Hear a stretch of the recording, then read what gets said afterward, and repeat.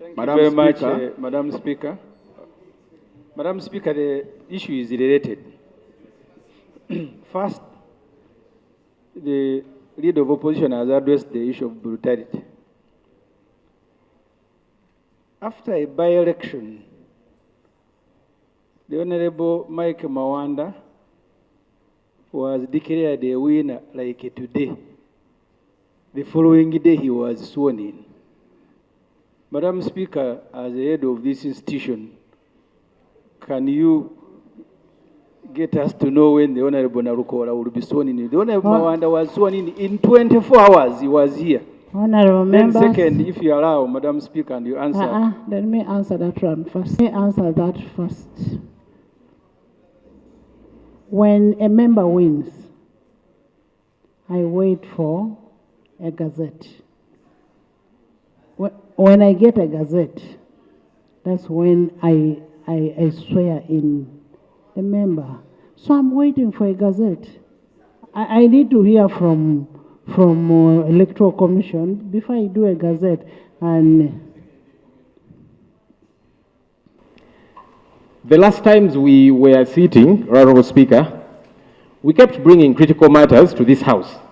And you did give us audience.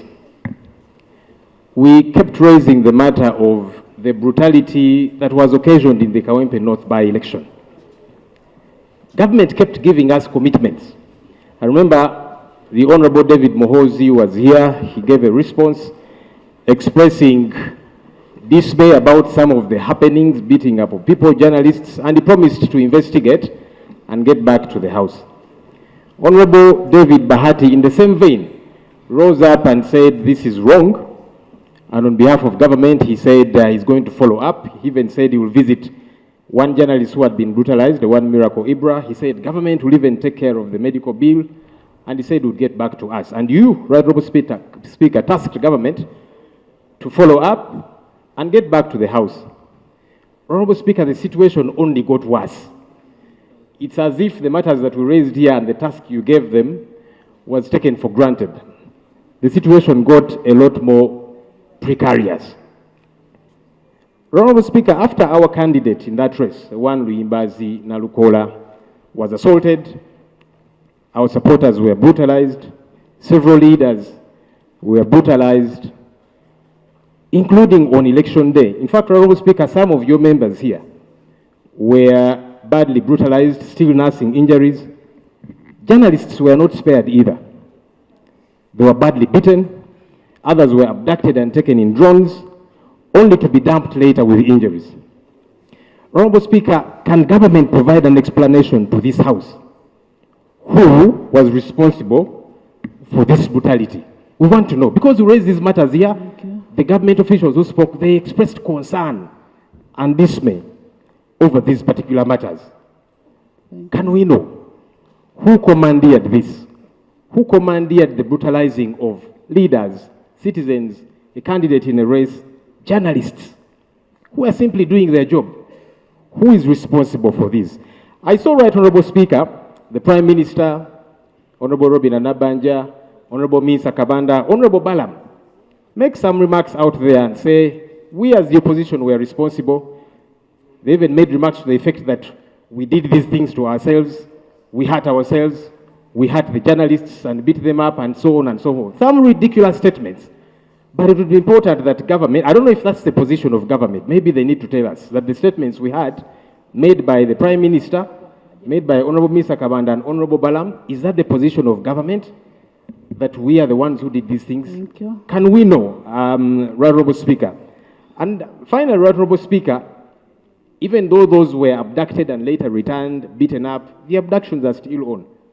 I'd like to report that one of our coordinators, as a political party, one Bright Muhumuza from Western Uganda, was also abducted last night. We don't know why government continues to do these things. And for me, what hurts me, Right Honourable Speaker, is, and I want to call it pretense, honestly. When some ministers here do rise up and they say, this is bad, this is terrible, it's pretense because nobody is held responsible. It appears that's the position of government, because if it were not, government should be holding accountable all those who are doing these things. Somebody did say that those who are doing these things are doing them in favor of the opposition, so that we get sympathy. Why do you not take action? How many people have been held responsible for beating leaders, beating supporters in an election, beating up journalists, many of whom are still nursing injuries? Honorable Speaker, we want to know. It's not enough that you keep condemning the few of you who probably want to look good, or in my view, pretend and say that this is bad, we are going to take action. Where is the action? We so demand, Right Honorable Speaker. We are actually dismayed that up to now the Electoral Commission has not gazetted the person that won the Kawempe North by-election. We did follow up with the Electoral Commission, and they told us that they're still sorting out internal issues. We don't know what that means, because in the past, as we are saying, it's been done in record time, because the Electoral Commission is now funked as official. After they declare a candidate, legally they are funked as official. They no longer have any responsibility. They can't say they're still sorting this out, they're still investigating this, or whatever the case might be. Maybe government, because government supervises the Electoral Commission, we'll follow up with can they tell us what has caused the delay? In the past, it would be done very quickly. When I am raising this, Madam, is because the Honorable Mawanda was sworn in 24 hours on record time. And then the issues that Madam Speaker, the leader of opposition, has raised. Can we have some order? Madam Speaker, I am a journalist. Before I became a politician, I was even covering Parliament here. I don't know, and I intend to bring a motion, Madam Speaker, inviting this Parliament to condemn first the brutality against the media, but also I don't know what we will do to make this government understand that the media goes to cover and give coverage to everybody, including NRM. But I saw ministers walking in 2 polling stations, armored vehicles. I last saw them when the government was battling Konyi. I don't know what was in Kawempe that made the government, including equipment for which they were arresting civilians. They said Dr. Besigye had 1 pistol and he got arrested. Now they got members to go, because the Parliamentary Elections Act doesn't allow even to carry a gun, a simple gun at a polling station, even a simple gun. These vehicles I see with the president, I saw them in Kawem at polling stations. Honorable. And thank you, colleagues. On the issues raised by the leader of opposition, you were not here last time, but we did report that the journalist was visited, and actually government, according to the CEO of Zambia, has picked up the bill. That is particularly what I committed in the House. Yeah, the first person. Regarding the situation in Kawempe, I'm a bit slightly, I was expecting a slightly different statement from the leader of opposition, but now that he has not said it, on the issues that he has raised, His Excellency the President issued a statement regarding the situation in Kawempe, and I'm not adding a word to that. Honorable members, is call from Kalungu East County. Can I have order? Please stand up and we see you. Mr. Speaker. Right Honorable Speaker, I heard the leader of government business telling the House that the President's statement cannot be added or subtracted. But Right Honorable Speaker, the Constitution is very clear. The mandate of the Electoral Commission is very clear: to organize free and fair elections, to declare the winning candidate, and all the processes. Now, it's not fair to hide behind the President's statement as if the President has taken over the Constitution. It shouldn't have stopped the Electoral Commission from exercising its constitutional mandate by declaring and indeed gazetting a successful candidate. I would therefore wish that this House, Right Honorable Speaker, puts it on record that we are increasingly getting dismayed by the conduct of the Electoral Commission in the affairs of Kawempe North by-elections. And we are disturbed that up to now, the results were declared. What is stopping the Electoral Commission from succeeding and doing its job?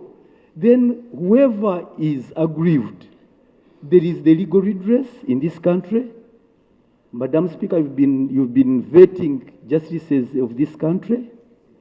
They know very well what course they have to take if they are so aggrieved, if anybody is aggrieved, but not hide behind the President's statement and deny the people of Kawempe North a rightful representation. Madam Speaker, as long as I'm here, I feel Parliament should take a note and look with dismay the very bad conduct exhibited by the Electoral Commission. I think. Honourable members, it is to my best interest that I have my member in the House.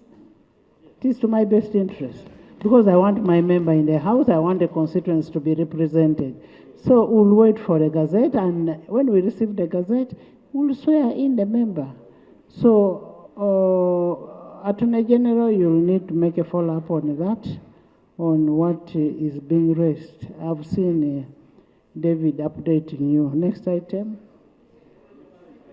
I think it would be a good thing that Honorable David Bahati clarifies. He was appointed to sit in for the lead of government business. Can he then, on behalf of the lead of government business, lay that statement here so that as Parliament we know we were raising these issues here in Parliament? It's important that the country gets to know what was said, what action is being taken. Please don't refer us to social media, to I don't know where. We are here as colleagues. Please lay on table. And Madam Speaker, I can in a few minutes print it out and lay. Yes. I will give you time and you bring it. Next item.